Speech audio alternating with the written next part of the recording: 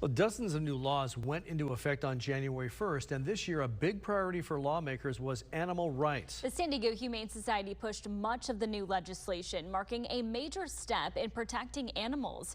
Now we want to bring in Dr. Gary Weitzman, the president and CEO of the San Diego Humane Society, to talk more about these changes. Dr. Weitzman, thanks so much for being here. Oh, thanks for having us. Yeah. Now, before we get into it, tell us who you brought today. I have to. This is the important part.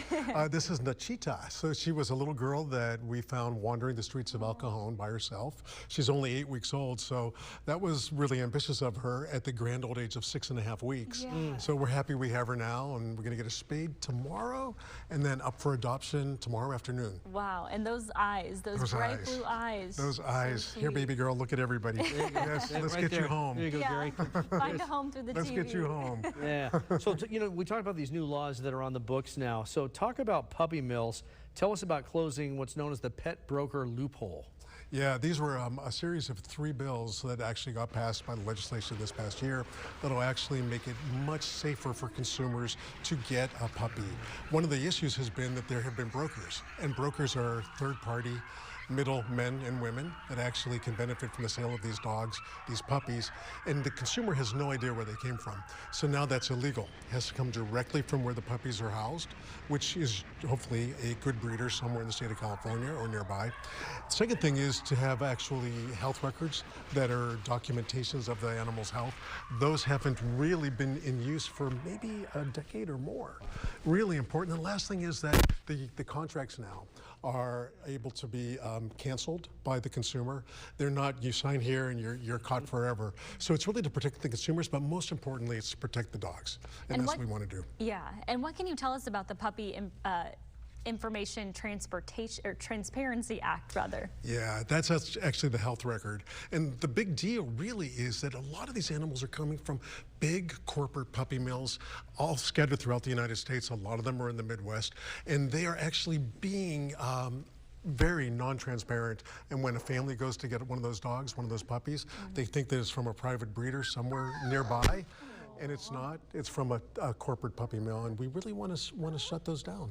Yeah. You know, another one is to protect the pets from what's known as predatory practices. So tell us what that's all about. Yeah, the predatory practices are really that once you sign, you cannot actually cancel out the contract.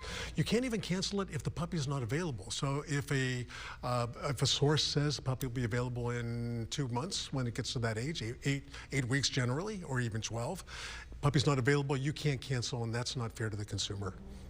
Another new change is increasing veterinary care. Yeah, that's a big deal. Main mission right now of San Diego Humane Society, besides keeping people with their pets and keeping families intact, like this one, make sure that everybody has access to veterinary care. And so this actually enables veterinary technicians, registered or not, to actually do certain things, really all the things they're legally able to do in the state, and also in shelters.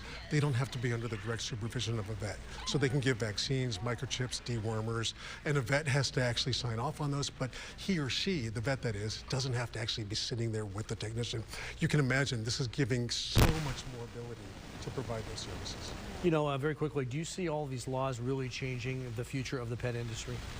I don't know about the pet industry. That would be a very ambitious goal, but I do see it as making it safer for consumers and much safer for the puppies that are coming into the state.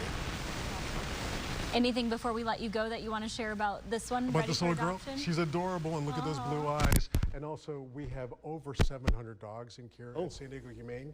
We would love to have, please, consider a shelter or a rescue in San Diego County before you go anywhere else. All right, very good. Dr. Gary Weitzman, thank you for being here, and thank you for being here, too. You've been so good.